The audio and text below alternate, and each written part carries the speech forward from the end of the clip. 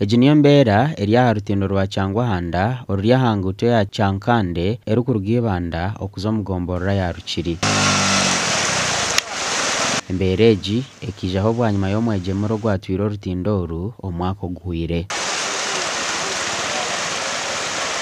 Abantu bona babona bwine abamwe bagwa mizi za pishoburizo bantu ya munki 2-3 abantu bona bagwamu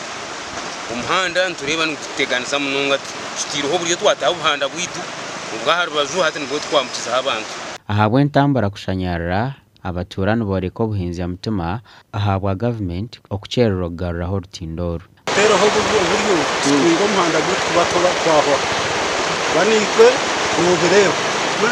niko twakwentore kandi of government bande kuyamba pero ho muhanda n'abana basomera kanone tu primary school Kasambia na Angels risomero ya private akasese okumse mwana nsinjuru 10 okwamse pchini sirinye 13 ninge 12 yabegwire twino busasa bwingi buhango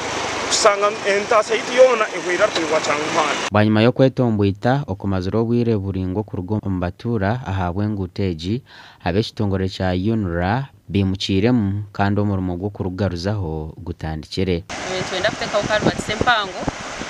ecya kabiri twenda koreba kwita gabion kandi gabion sinubazikora mu mabare babanza basiba amabare nko kumare babana nabasiba so umurimo ngo bagutari umurimo kugira ngo nukora izo barumwe kandi nanabakama bitumba mabaturirize ngira sente porampora tukabebembezi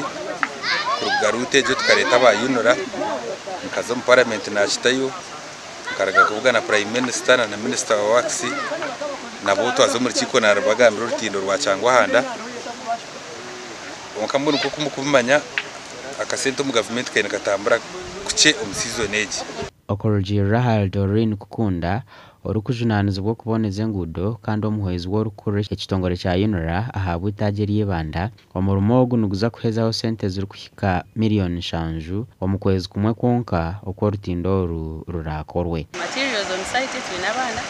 twine na culverts kandi culvert eje bavugira mutwihaho ekaba mpangu mnonga abo kuba twagire kureba twara mfendo culvert sina empangu 2 n'enchi 2 so twareka ho mpangu 2 tuyonza kureta enchi kandi machine neza kurare dizobe izire erukuza kwihamwe ziriya gasha kwa Timothy Mushabe.